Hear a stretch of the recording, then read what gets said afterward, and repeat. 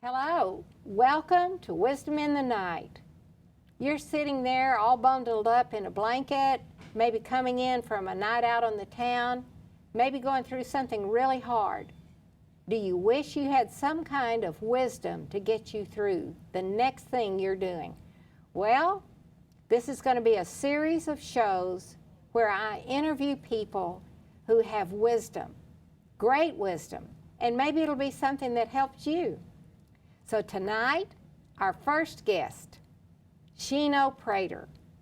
Shino, you are a good friend, but I don't know a whole lot about you, and I am very excited to learn. I know that you're a pro football player, but kind of tell me about your life. Just what was your life like? Well, I grew up in Arlington, Texas, single family home. Yeah, My mother, single mom. Single mom. My sister as well was there with us. It was kind of a little rough. We grew up in a home with drugs and alcohol, some abusiveness, and so my mom had to overcome a lot of that. She ended up divorcing my stepfather, and through that process, the uniqueness was that I had an outlet, which was football.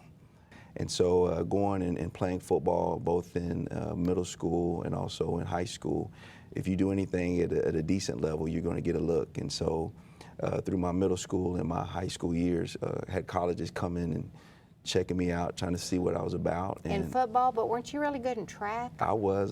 This Yeah, track. so what was your track record? Track record, at one time I was ranked number 2 in the state of Texas in the 100 meters.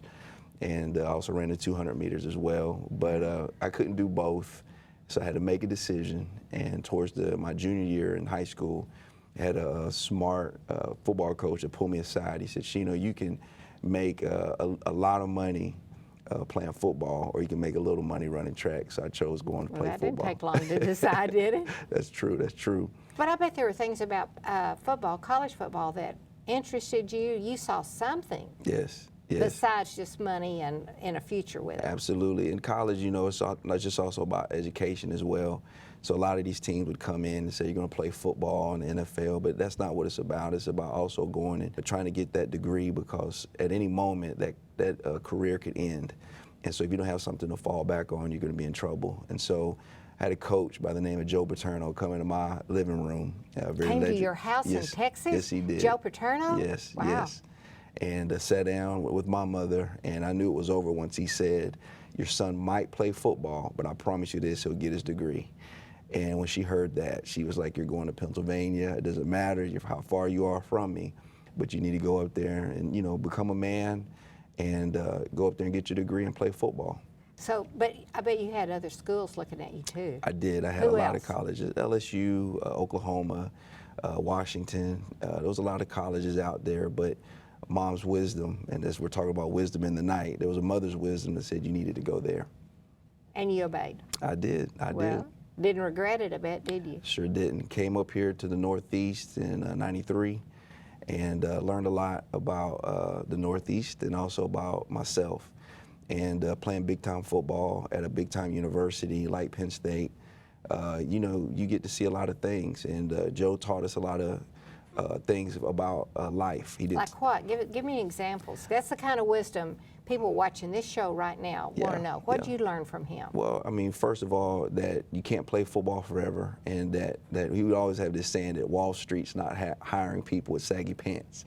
So he was real rough on how we dressed. Yeah. So we learned early on to wear a suit and tie. We learned about going to nice hotels and how to conduct yourself when you're on the road. He taught us a lot about time, you know, the value of time. Like what? Showing up 10, maybe 15 minutes early before a meeting. If a meeting's at 9, you need to be there at 9:40 or 8:45. And so things like that was really important to him, because he said one day you'll have to go get a job, one day you'll have to work 9 to 5. And so it was always the little things that he drove into us as athletes. And so we never did understand it until after we graduated. So after I graduated, I was fortunate enough to fulfill a dream to play in the pros, and got picked up out of college as a free agent to go play for the Tennessee Titans. And so I went there. It was great. How was pro football different from college ball?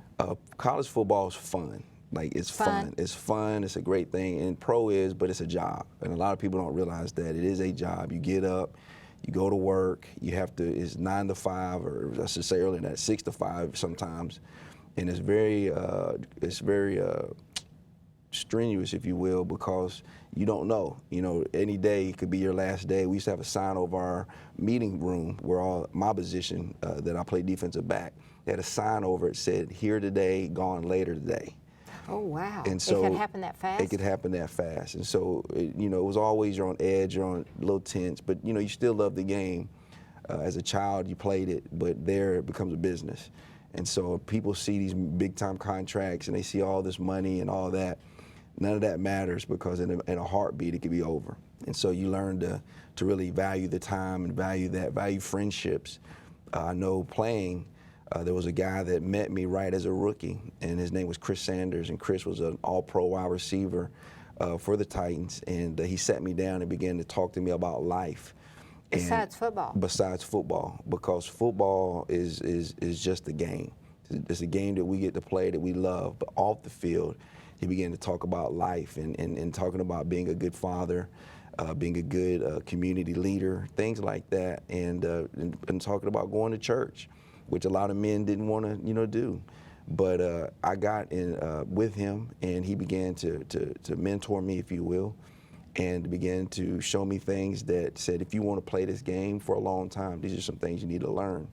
You need to learn to go home at night instead of running around in places that you shouldn't be. And so it's really it was a good mentorship. Showed me the ins and outs of what it means to walk with other men of integrity, men of character, and learned that playing the game. And so it was real fun during that time. During that time also, I learned something else, that God has a plan for your life. And I didn't understand this whole plan thing. I thought that, hey, we'll play this game for a little while, I'm gonna retire, maybe buy a restaurant or a car dealership like most of us do, a fashion line or something. But God had other things in store. And did you have any idea growing up that your life was gonna go a certain direction? No. I always thought I'd just play football, and I got my degree in psychology, so I figured I'd go into some counseling maybe. And I love people, I love working with people. And so during the times that I wasn't playing, I would always go to high schools or go into colleges and talk about life and leadership. Now wait a minute, was that when Chris had already started talking to you, or were you doing that on your own? No. And then he came along? Chris brought me around and started doing that with me, because he said showing you how to do it? Showing me how to do it with other players. And so we'd all go into these schools and share our testimonies, talk about the things that God has done for us in our lives, and these kids would be impacted for it. So it kind of ruined me doing those things, because one word would give a kid encouragement, a kid that didn't have hope. And so a lot of them didn't have fathers, I bet. Absolutely. And to be able to tell them stories about, hey, maybe you growing up in a home that was difficult, maybe some things aren't going your way, but if you stay the course like I did in high school and middle school and get the right people around you to help you stay on track, you can make something of yourself. So who was in your life that helped you, like, just besides your mom making these great sacrifices, who was there to help you stay on the right track as you went along? Who did you look for people, or did they just show up? You know, it was amazing that how people would come into your life. You know, I tell kids in high school, I said, your best friend is your student counselor, your student advisor. And they would laugh at me. They're like, what are you talking about? I said, this man or woman helps hold the key to your future to help you get into a school, somewhere, college. So my academic advisor, she would come into my classroom. She would say, Shino, you need to take this class. You need to take that class. She was very hands-on with me, helping me to navigate to get to college. I had a coach he was very hard on me, and I didn't realize what the reason for that was, is because he could see things in me that other people couldn't see. So if I was out there slacking or I was out there dogging it a little bit, he'd be the one to say, hey, he'd make an example out of me in front of the team as one of the star athletes to get a point across. And he'd pull me aside, he'd say, I love you, but I'm not gonna let you allow yourself to go just kind of play around or mess around and not give your best effort because Did that there's more to motivate you. you? It did. When he did that? It did, and it was tough. You know, it's tough love, but it helped motivate me. It helped me push myself to become a better athlete. And then my academic advisor, she helped me to become a better student. I'm not saying I was making the best of grades, but what she was doing was putting me in a position to make the right choices to get to the right schools. So if a kid's watching this right now tonight, what would you say would be the best thing he could do if he needs somebody to be guiding him and there doesn't seem to be anybody coming along? Well, I learned early on also to be a man, you got to see one. And so a lot of these young men are running around trying to find people to look up to, but they aren't men of integrity, they're not men of character. And so I'd tell young people to go find somebody that you would like to be like, that is doing it at a high level, but their character is in order. And so you know they're good people. And try to ask them exactly what is it that you did in order to get to where you are. See, I think that's a key to wisdom, is going to people and asking them not only what is it that you did to get where you are, but what do you wish you had done? What would you do differently? Yes. What would you say to someone now? Right. Yeah, and it makes such a difference. And I've learned that people that are really successful are happy to share that stuff. They want to tell because maybe they didn't have someone and they had to dig it out for themselves. And you can do it that way. Yes. You can dig it out for yourself. Yeah. For people watching that say, well, I don't have anybody. You can dig it out for yourself. I know that because of my own life. Exactly. All right, so what happened then? You know, after a while I was in the pros, I started going to a church. And in this church, I saw what I just said. I saw a lot of men, blue collar, white collar, rich, poor, black, white, Latino, Asian, people, just men that were loving God. And I was looking at this and I'm thinking, how can this be? Be in a place like this, all these people of different ethnicities and cultures, and have one common thing. And I was drawn to it. And so I came into this church and the man came up to me, looked at me and he said, Shino, you love this game, I know, but one day it's going to end. I have this impression as I look at you that there's a call of God on your life, which meant that one day you'll be ministering the word. You'll be standing up on a Sunday morning sharing the message and the gospel of Jesus Christ. What did you think when he said that? I looked at him and I said, you're crazy. Did I you said, really? because if you would have known who I was and what I was doing previously before coming into this church, I don't think you'd have me up there telling things about God. Really? And so sometimes those are the best ones. Absolutely. You know, absolutely. it's like you live the other way, you found out that wasn't all it was cracked up to be. Right. Everybody said, is this the way to go? This is it, and you go and you think, this isn't it. Yeah. So then you find the real deal, and That's you go, right. oh my gosh. Yeah. And the amazing thing about it was that as I got closer to these men and started hanging around these types of people, it began to rub off on me that they were sincere, that they were genuine, that they weren't weird or strange. They were just normal people like you and I. And it was great. And when you were hurting or you were down, they were there for you. All these different things began to just draw me in slowly and surely. Next thing I know, that I'm there. And I made this confession of faith, profession of faith, that I wanted to follow the Lord and I wasn't going to be ashamed of it. And it was amazing how when that happened, when I chose to make a decision to do something better for my life, that those around me began to pull back and withdraw. Man, you're crazy. What's going on with you? Oh, your regular people, your running buddies Yeah. before then. Well, let me ask you something. And when you were making that decision, was that an overnight decision to go from where you had been to where the man saying you have a call on your life? But did you find that it was over several months, over several years, or instant? It was instant for me. Instant, yes, really? Some because- people it's slower. Because you have to, after you look at life and you say whether I want to be blessed or not blessed, or I want to go through this or not go through that, you know, you always want to go the route that seems the least resistant. And the blessed life seemed to be more appealing to me because you can have a lot of stuff, you can have a lot of money, you can have the nice arm candy, you can have all these things and still be empty, still not be happy. You're running to drugs, you're running to alcohol, you're running to people to fill a void that only God can fill. Yeah, have you ever heard that saying that everybody has a God hole inside of themselves, Yes. and they fill it with everything they can think Right. of, and then they sit there and go, why am I not happy? Why Right. don't I feel like I thought I would Right. feel? And it's because it's a God hole, and God reserves it for himself. That's right. And sooner or later, the sooner you figure it out, the better it is. Absolutely. Because once it's filled with God, life changes. Absolutely.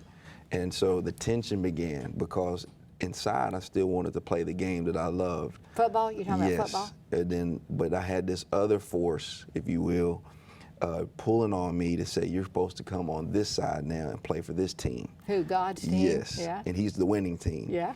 And so I played football in the NFL. I tried to start running. And it was funny because when I was playing in the NFL, all my friends that were on the team, because of where I was and where I was headed, began to give their lives to the Lord. Because of you? Well, it was because of what they seen the change in me, but also I had to verbalize and express what I was going through and their need for what I had.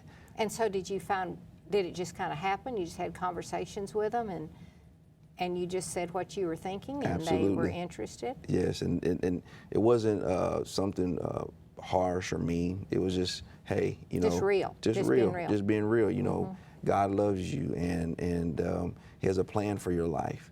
And people were so drawn to that God has a plan and God has a purpose, that they were like, you know, I thought I was doing my plan. I thought I was doing my purpose. And all of a sudden they began to want to know more about it. And so we'd go. Now, did you find people saying, what do you mean God has a plan? I mean, how do you know what God's plan is? Well, I told people when you encounter God, he begins to tell you who you are versus you telling him who you are. And what you're going to do. That's right. Yeah, that's how I was. I'm going to do this, I'm going to do that. And God Right. goes, no, Right. no. And so I'm going to be honest, I ran from the call. I didn't want to really be involved with preaching the word full time. Why? What was your thinking about football, pro football, preaching the word? What was it that made you run from it? I think it was more of the feel of what's it going to look like? What's it going to feel like not playing the game that you love to play? After you've been in it, how many years? By then, how many years had you been playing football? I mean, you playing it since you were 8 years old. Yeah, and you were what? How old then? 23. Yeah. 24. And so you're thinking, I'm going to give up something that I've never been without. What's it going to feel like? What's it going to look like? You know, a lot of guys say they don't miss the physical part of the game, but they miss the camaraderie of the team. Do you think they miss the crowds and the excitement of being in a football stadium and that spirit that's there? Do you think that's it? Nah, it's Really? it's the relationships, it's the friends that you Kind of like military. Right. Military guys feel that. the same thing. Yeah.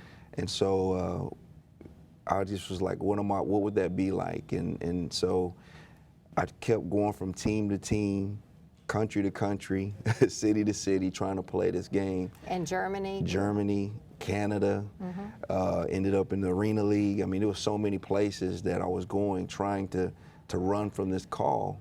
But the one thing I learned is that you can't outrun God, and that God is everywhere, and that when I was in Canada, he was waiting on me. When I was in Europe, in Berlin, Germany, he was waiting for me. When I was in North Carolina, he was waiting for me. All these different places, he was there saying, when are you going to come and do what I'm Wow. asking you to do? You know, he's called the Hound of Heaven. Yes, and I remember sitting in an apartment in North Carolina praying and saying, you know what, God, if it's over, it's over. Show me. And no sooner did I finish praying that prayer, I got a knock at my door from a coach that says, hey, look, I love you as a man, but as a player, you got to go. Right after you prayed? Right after I oh my prayed. gosh, that's amazing, isn't it? It was- right, yeah. right after you prayed Right the after prayer. I prayed, and I remember coming back to Nashville, and I'm getting in a Bible study or a place of just getting around and talking about God and the Word. And it was me, some entertainers from the music industry. It was a couple of athletes, businessmen, and we're just coming together. And we were all kind of at our wits' end, like, what's the next phase of our life? And I remember playing a simple prayer, Lord, if you don't ever want me to play this game again, I'll never play it. Show me. Close every door. And he did. And so the journey began. And Did you begin to see open doors for the new life? yes, I began to see opportunities open up to share more of what I had been experiencing while I was playing football with people. And did people come to you and say, you ought to be doing this, you're good at it? Yes. They did? Yes. And Same way they used to say, you ought to be in football, Right. really go for it because you're good at Right, it. Now right. they were saying this. Right, because of the lives that were being impacted. It wouldn't be, people say, what is my purpose and what is my destiny? I always look at what is the impact. Who are you, what are you sphere of influence are you impacting that you're involved in? And are you passionate about it? See, I love telling people of my testimony, what I've gone through and the things that I've dealt with and the way that I've overcome it. And I love seeing people win. I love seeing people that are the down and outers, the ones that society would try to throw away and say, well, you know, you went through a divorce, or you're on drugs, or you've done this, that, and the other. But yet God loves those types of people. He comes and grabs people like that and says, you come close to me, let me rebuild you, let me love on you, and let me show you what I really want you and call you to do. Because I see a lot of people in society today, they want genuine, authentic realness. They want somebody to sit down and say, okay, tell me about your life. And if your life is gone, if you've gone through some things, how did you overcome it? And so for 16 years, I was married, and faithfully married to one woman, 3 beautiful children, 2 girls and a little boy. And I was on my way. Everything was up and to the right. That's a business talk, that everything was good. And I went from being a campus minister, traveling the world and preaching on college campuses, to being a youth pastor and of a mega church. And that was great, you know. And then I had an opportunity to become an associate senior pastor of a great church back in Nashville, Tennessee. And the time came for the possibility of becoming a senior pastor, but along the way, life happened. And I got hit in the gut, if you will, like in football terminology. I went through a divorce. And when I went through this divorce, I was leading a congregation of very affluent people, politicians, businessmen, doctors, lawyers, great people. And it shocked everybody, because now they're looking at the man that was the leader going through one of the dark moments of his life. And they wanted to see, what is he going to do? And if anybody's going through a situation like that, it's difficult, it's hard on your kids, it's hard on your family. And you have to move forward. You have to move forward, and along the way, you find out who you really are and what you believe. And But people find out, really, this guy goes through the kind of stuff I go through. His life's not perfect.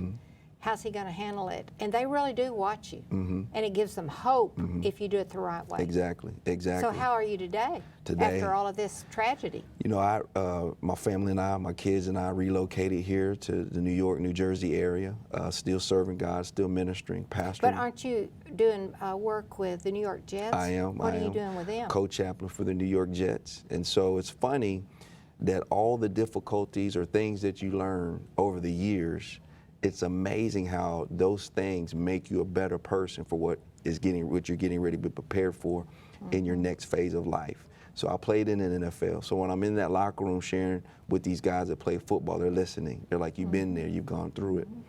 Whether I'm in a high school and I'm talking to a young man or woman and they don't have a father or mother in the home, I too was like that. You understand. So these trials and these tribulations that we go through, it's amazing how God can take those bad situations and use them for good.